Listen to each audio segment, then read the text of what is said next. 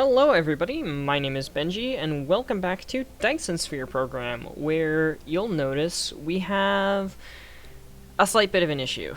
We're producing almost 1.5 gigawatts of energy in our double helix Dyson swarm here, and that's only going to increase, but we are still only at 61% satisfaction, and that's because what we did last time way over here with our artificial stars consumes a lot of energy. Like, this is requesting 180 megawatts right now. It's gonna be requesting 300 megawatts in the future, and that's a lot. That is a lot, and obviously that is adding up. And as the planet rotates and our energy demand goes up and up and up, we have more and more of a problem. Which means that today's primary focus is going to be starting on Dyson spheres. And I put in the description of last week's episode, or last episode, that I would like to have one star system dedicated completely and entirely to Dyson sphere component production.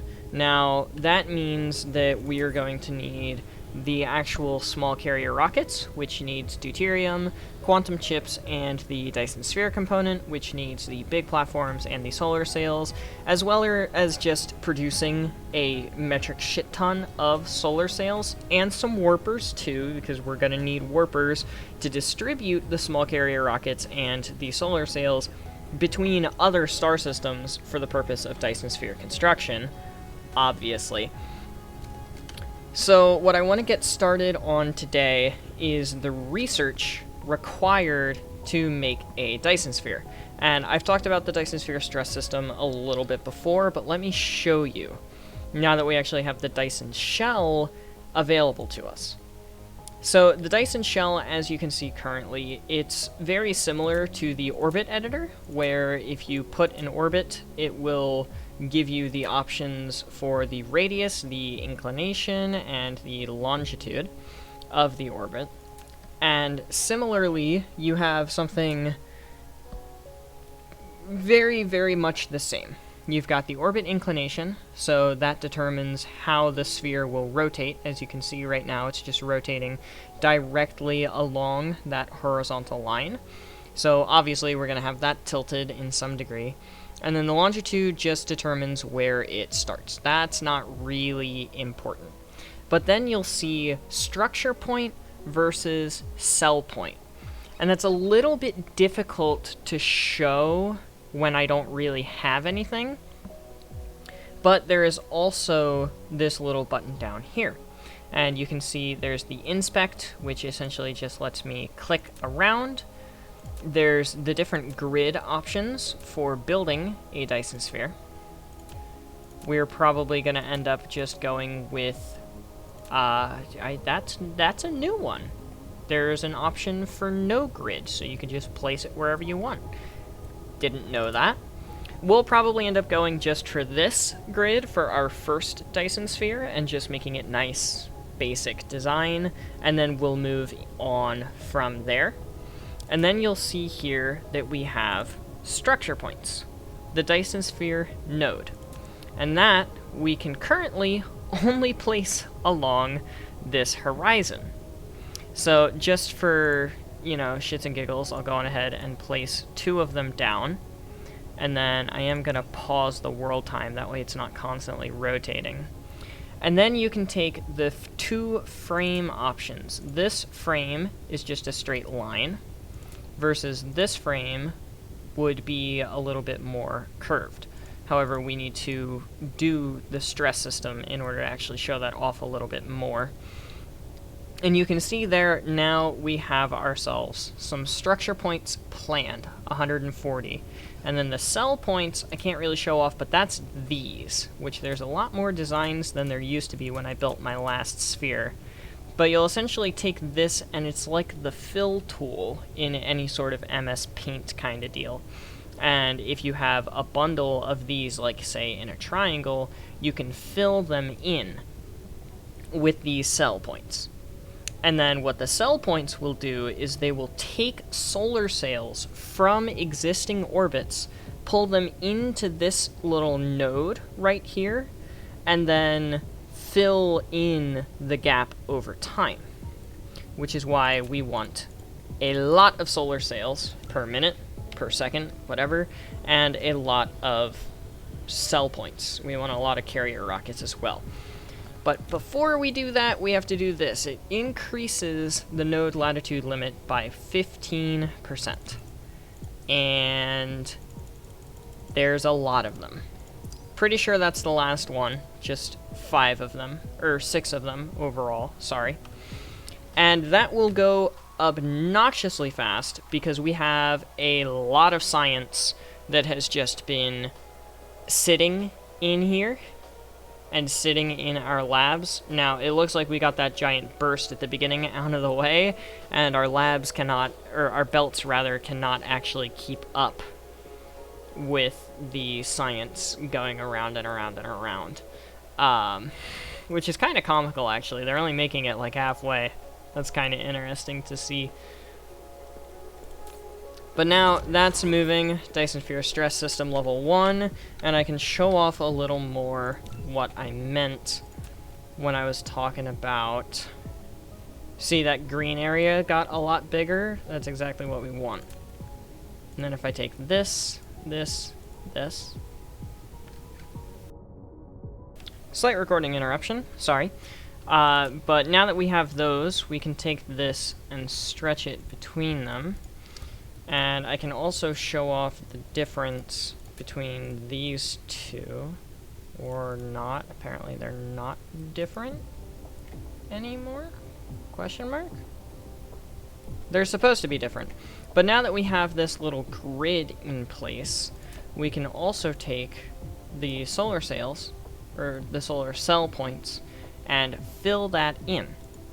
And we can fill that in with anything that we really desire. If we want it to just be nice and plain, we can just do this one. If we want it to be a little more diamondy, fancy, like we can do whichever one that we really want in there, and it'll show up over time. Now, for right now, I'm gonna just go on ahead and delete all of this, because that's not actually the plan that I want for this. Ooh, before I did that, I should have shown off the production. There. Oh, it doesn't actually show it. Shows nodes planned, frames planned, shells planned, 0 megawatts.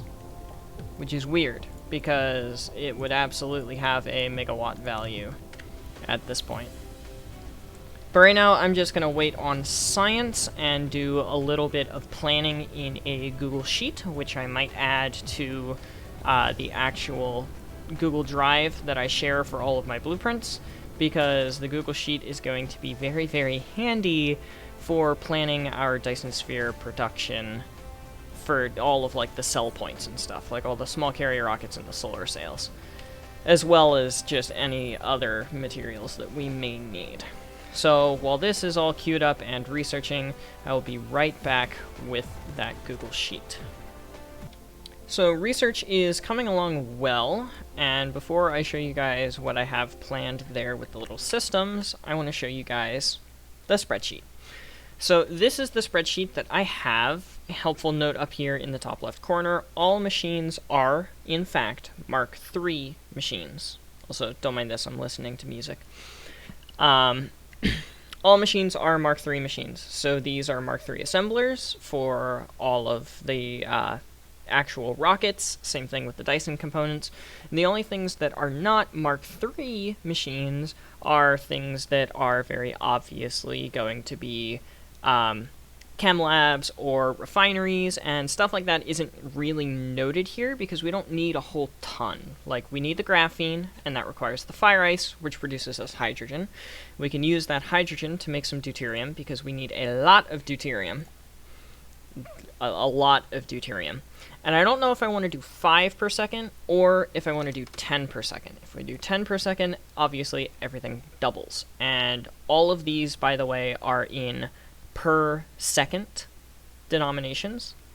So 770 iron per second, 410 copper per second, 220 magnets per second, 80 steel per second, so on and so on and so forth. And then the ore values as well for the silica and the titanium are all in per second. I think 10 per second might be a little bit too much, so we're just going to keep it 5. If I end up changing my mind, obviously I can just double whatever system I build, and it'll be fine. Sulfuric acid, I don't have any calculations made for, because we can actually harvest that from lakes, and I'll take a look at that here in just a moment. Hydrogen hydrogen is mainly going to be used up here for the Casimir crystals, because 240. The deuterium, we will have deuterium fractionation processes on planet as well for the deuterium. However, we're going to prioritize harvesting deuterium straight from a gas giant in order to get our deuterium. And that's going to be slow, which is why we're still going to have the fractionation process, but we need so much hydrogen for the Casimir crystals that we can't dedicate a lot of hydrogen to the deuterium instead. And then everything else is noted here with the quantum chips, the processors, and the plane filters. Everything is noted here for the big platforms. I forgot to rename that one. I tried renaming them all to what they're supposed to be named. That's one that I did not catch. Same thing with the blue motor as well. I believe those are supermagnetic rings. And then we have the extra solar sail made down here, and we do have an alternate recipe for the graphene, which is just all of the base recipes, so using the energetic graphite and the sulfuric acid, which also has the refined oil option down here as well. Obviously, that's not going to be the best because it uses the coal, and in all honesty, this doesn't use a ton of coal, but coal is going to be used for the refined oil, which has some place in here somewhere. I'm pretty sure there's refined oil needed. I might actually be completely speaking out of my butt here on that one, but this is still a better one here because we don't use all of that coal, and then obviously mining the sulfuric acid straight from a lake is going to be better as well. So let me take it back to the game, make sure that you guys can actually hear the game as well, and then we can start talking about plans. So I've looked around at just the resources for 4 systems, all kind of in the same little cluster area by the look of things, pretty close to one another to the point where I could limit their travel possibilities. But you'll see here that there are sulfuric acid oceans as well as large crude oil supplies in a lot of these systems, including some optical grading crystals, spiniform stalagmite crystals, and then deuterium and hydrogen from gas giants as well, hydrogen and fire ice, and deuterium and hydrogen. And the only thing that's missing over here that I haven't branched out and looked for as of yet are... well, there's more hydrogen and deuterium, so we'll go on ahead and note that. Actually, I'm pretty sure I already had that one noted, my bad. The only thing that I'm missing is the optical grading crystals. Like, there are not a lot of optical grading crystals in this area at all. And that's a bit of a shame because optical grading crystals are highly important to this alternate recipe path that I have chosen. And I just can't seem to find any that have optical grading crystals. Like, sulfuric acid oceans and everything are great, but we already have enough of that. What I need is optical grading crystals, please. No. Optical grading crystals, please. No. Optical grading crystals, please. No, but you are very close to the other cluster, and you have a little bit of optical grading crystal. Sulfuric acid ocean, hydrogen, and deuterium. Kind of the same thing here, hydrogen, deuterium, hydrogen, optical grading crystals. So this is just going to be a little bit of a hunt for me. I'm going to keep on clicking around trying to find these things. And I just can't find them. I can't find any optical grading crystals in this universe. It's kind of ridiculous. Because our current supply in Goldilocks was already under 1 million. It's under 600,000 now, and I don't think I have found any more in the systems that I already had marked. 280,000. Okay, so I had a little bit in Rita. But I just can't seem to find. There's some more. There's some more. Gay Crux. Nope, none in you. This is a neutron star, so it does have unipolar magnets. Unipolar magnets are only used for 2 things in this game: an alternate recipe for the particle containers, the purple tubes, and arc furnaces. That's an awful universe. Or star system. Spiniform stalagmite, that's good to know. As if I'm gonna remember any of the ones that I don't actually mark. What is with the optical grading crystals just being non-existent? There's some more, and that's kind of closer to this central cluster than Gay Crux is. And it's 1.4 million as well, so that is good. Hopefully there's some more up in this upper corner. No, but there is 2 gas giants in this one. I'm gonna make a note of that. Anything up here? Another gas giant. There's just nothing. It's so weird. I've never had this happen before. In my other save, I feel like every other universe, or every other star system that I went to had optical grading crystals. And now it's like, there's no optical grading crystals anywhere. There's like 5 million total throughout the entirety of the universe. That's so weird. But anyway, enough looking for that right now. We've got these 5 systems here that we will be mainly looking into. And then the sulfuric acid and the crude oil is the main thing that I don't want to have to transport via heavy logistic drones. So if we come into the system, we see that we have 3 planets to work with, which isn't the best. Like 3 planets is not a whole lot of planets. There's the fire ice, I guess. Where's all the oil? Here's all the oil. It's on an oceanic jungle planet. That makes sense. Crude oil, organic crystals. At the end of the day, what we could end up doing instead, and I'll go on ahead and switch back to this.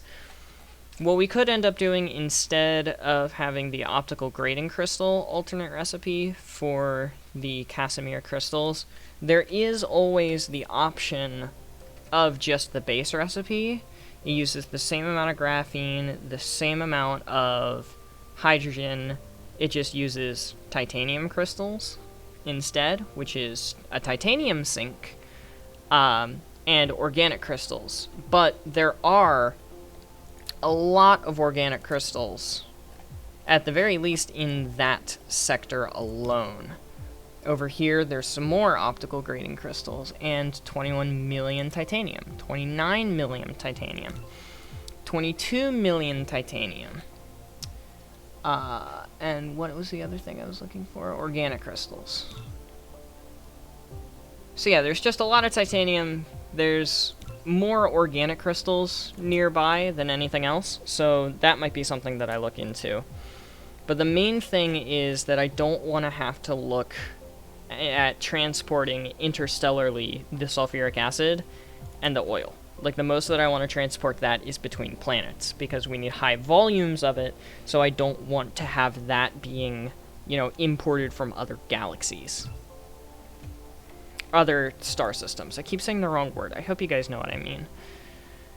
So this is the star cluster that we're looking at here. These 6. I was hoping to make it all one, but there's really no Goldilocks out in the rest of the universe, and I'm already harvesting Goldilocks for a lot of its stuff and pumping it straight back to our current base, Assad Astralis.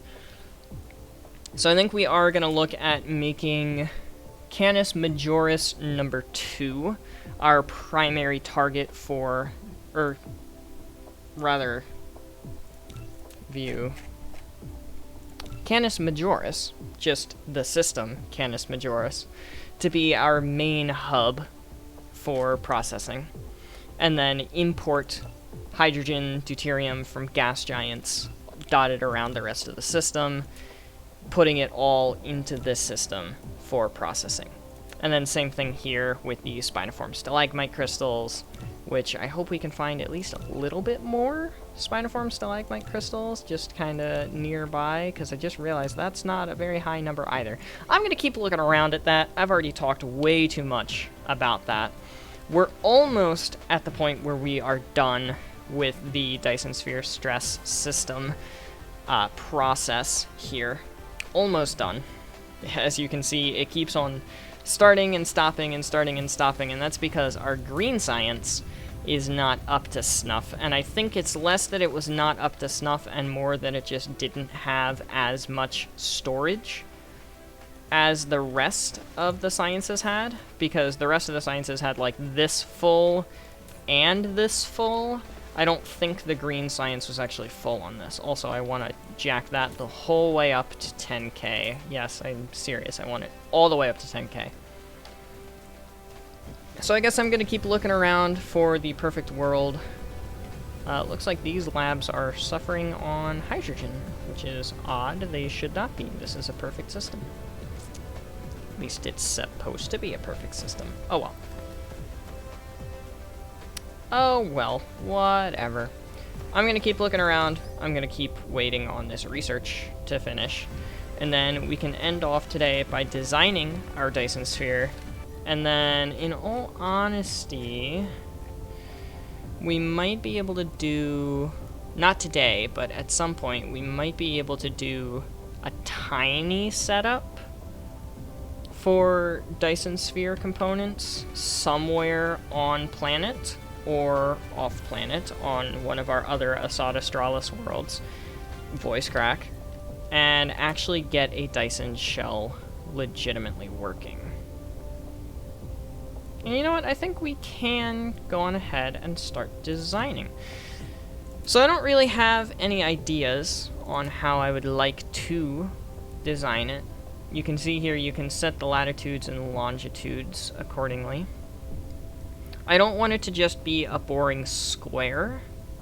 At the very least, I would like it to be diamonds. So maybe we just take our lovely component here. I wish these had keybinds. And we just place them alternating and just make a sort of crisscross pattern as we go.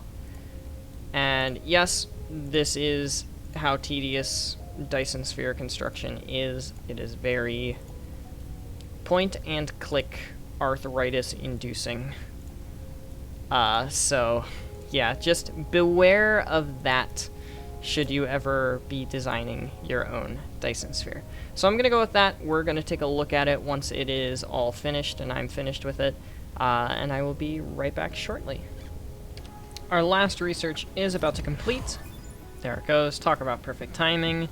And we do have a Dyson Sphere fully designed. I essentially just took that diamond crisscross grid and I left some of the spaces open, as you can see here.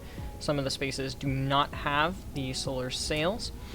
And you can see that we have 255,000 cell points planned and 30,000 structure points planned. Now, each structure point is one rocket, and each cell point is one sail, which is why you can see I was trying to go for 5 rocket silo things per second. Also, what is this? What is... why? Why? Deuterium? Problem? Hydrogen issue? Not in my house. I hit the wrong button.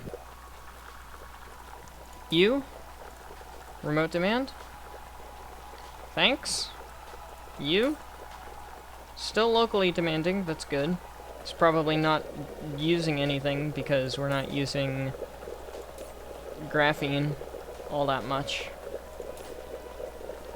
Yeah, that's what the problem is. And I just have no hydrogen. I was like, why is my deuterium dead? All the more reason to start working on Dyson sphere components. So let's go on ahead and take a look here. Every one small carrier rocket is 2 Dyson sphere components. And I do believe we are...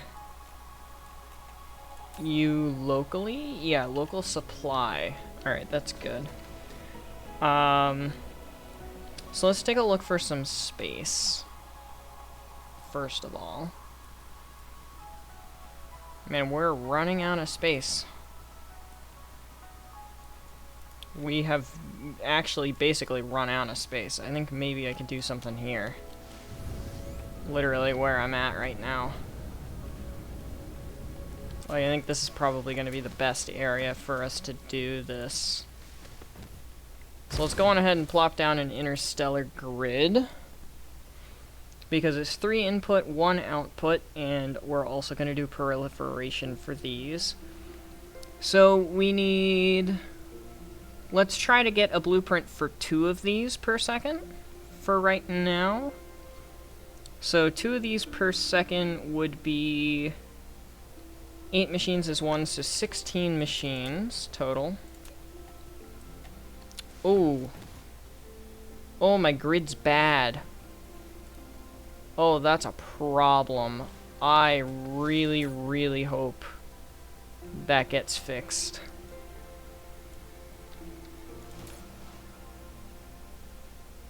I really hope that gets fixed quickly.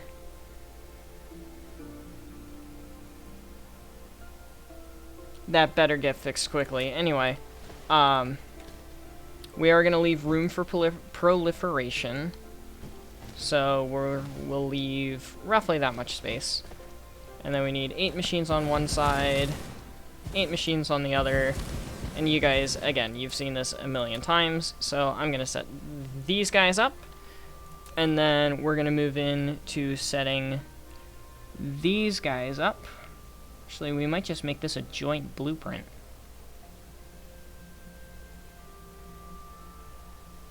Maybe not, as I'm looking at it. Because that would be 5 inputs. And then 1 output plus proliferation. Actually, you know what? Yeah, we are. We are going to do that.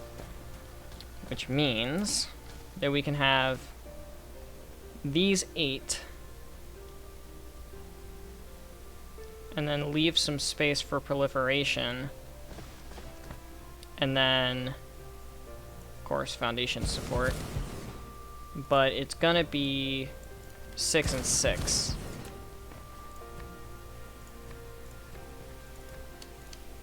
Like this. And then we'll have another one over here at the end. And we are going to move that so it looks nicer, a little more rounded. And then I guess for over here, we'll get the components that go into here. So the big platforms, the solar sails, and the processors. And then the components for this, which are the deuterium fuel and the quantum chips. And we'll go on ahead and drop all of these guys down to 1,000. Almost nailing it every time. Just barely missing the mark every time. And then we'll obviously have ourselves... Well, how can we do this a little bit nicer? We'll do the big platforms in the center. like that. And then the solar sails. And then the processors. And then we'll have the deuterium fuel. And I can see that causing issues with the blueprint, but blue chips. And then we will just run our proliferators right here. And then we're gonna have to have our output belt in the center, going the whole way down, with proliferation in the center again. And then we'll just take this belt to here, this belt to here, and this belt to here, so that these two belts can then come in, like so.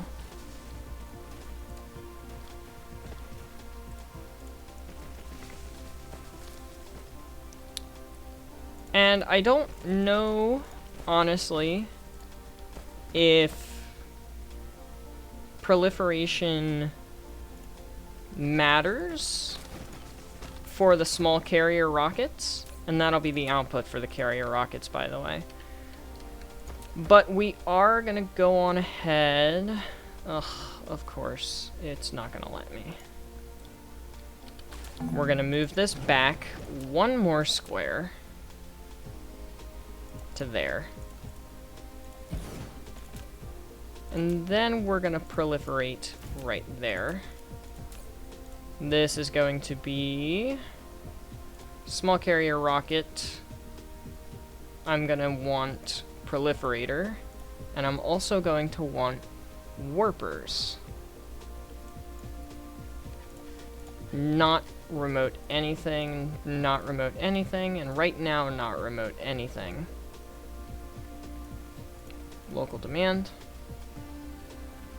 Local demand. And we're not going to put any logic units in there.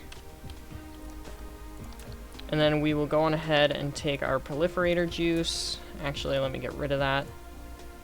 Take our proliferator juice and just take it right out and put it there.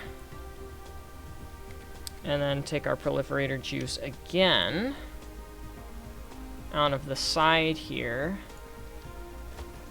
And then go on ahead and bring it the whole way around.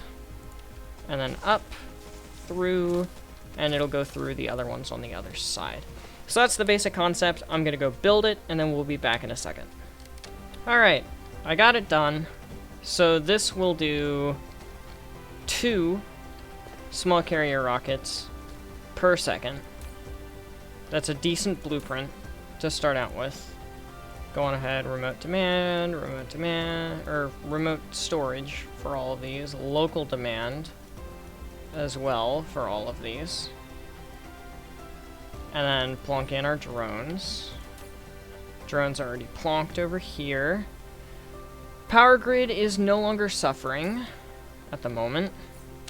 And I think that is because, yeah, all of our deuterium is back online and running, which is very good. Very happy to see that that's happening. In all honesty, I should probably set up some more stars. And I am right here, so I feel like now is as good a time as any to set up the stars. Why is that collide with object? I don't know why this is collide with object. I guess because of the ray receivers and stuff.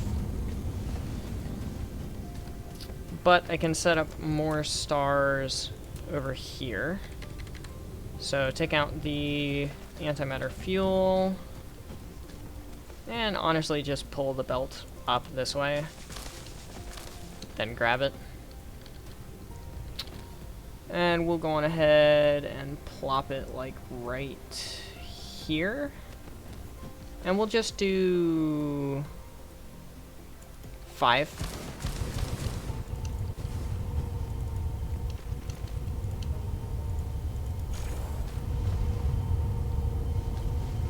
that is connected into the grid, and that'll help a lot. Yeah, that'll help a lot with power. Granted, these still are not working at 100% capacity. As you can see, they're only working at half / a little less than half capacity. That's just because half because of the rotation of the planet, and also half because of not having this. Right now, it's currently because of the rotation of the planet. Like, we are on the nighttime side right now, and we will be for another 2 minutes before this starts making any antimatter fuel rods again. But we do already have a huge amount stockpiled. So let's take a look over here. Small carrier rockets are being made. That's fantastic news to see. Deuterium fuel, obviously struggling. Obviously struggling. Still struggling due to a lack of deuterium, which makes me wonder. That ran out of hydrogen reserves, and this one is still operating. Good. I wish there was logic in this game. That way I could set it to only request at specific times, but there is not logic in this game. Like in Factorio, I could just set up something that says, if hydrogen less than 3K, request from, locality. But not in this game. This game, not allowed. So, deuterium fuel, suffering. Small carrier rockets, though, not suffering. So let's find an area. We're not going to make a blueprint for launching on this planet, because there is far too little space for that. But we are going to grab, like, 20 Dyson Sphere launchers. And we're going to find a spot. How about right up here? Right where we used to have our EM rail ejectors back in the day that we actually had the EM rail ejectors up here. That shouldn't have connected anything from the grid either. So we want the Dyson Sphere Program tab. Yes, these machines are large.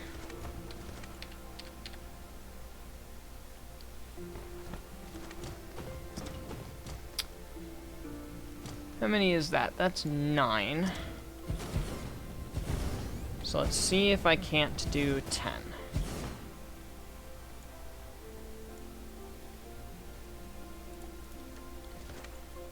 I can do 10.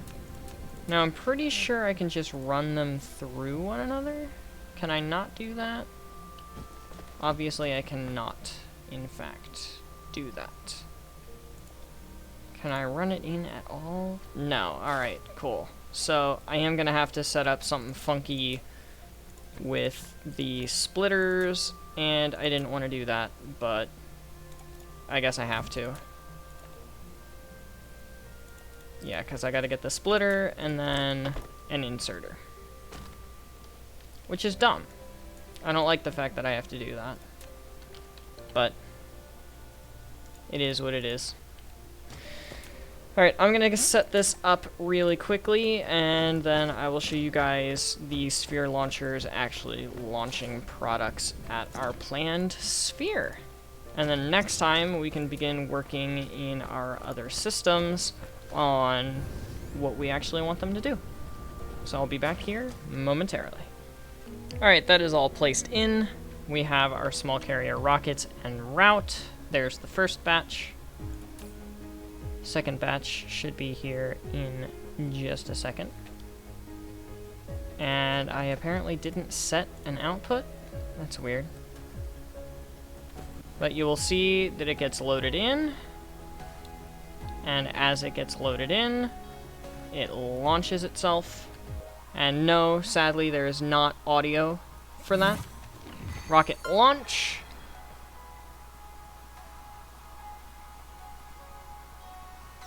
Okay, number 1-002 is the first one. But you can see they are all launching rockets out.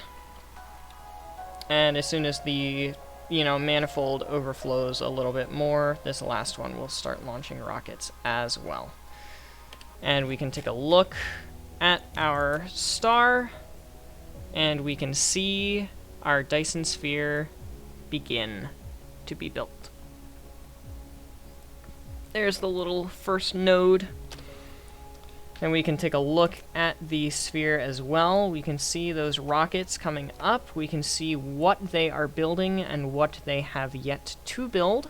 You can see constructed 32, delivering 30 out of 30,000. Oh, it always shocks me. It always shocks me. But once we have an actual, like, grid fully in place, once these cells are finished constructing, the nodes are finished constructing, then we will also see some of the solar sails from the nearby areas get pulled into these little orifices and get completely and entirely absorbed into the Dyson sphere, which is absolutely fantastic. And if I click on one of these, if I click on a structure point, we can see how many structure points actually go into a single node, and then the cell points that correspond to it as well. And we are already generating power from it as well. We're generating 9 megawatts, which, no, 9 megawatts is not a lot of megawatts. It's just really not a lot of megawatts. But we will eventually get to the point where it is large enough that we start getting into the gigawatt territory. And that is what's going to be exciting. But that is also what we're going to be looking more into next time. So, thank you everybody so much for watching. I hope you have enjoyed. But without further ado, adios, sayonara, au revoir, hasta la vista, das vidania, wiedersehen, ciao, and goodbye. Please have yourselves all a fantastic rest of your day. Get some sleep if you need to. Don't forget to stay hydrated. And this video is in the bag with a Dyson sphere, the Dyson sphere bag. I will see you guys in the next one. Later, y'all.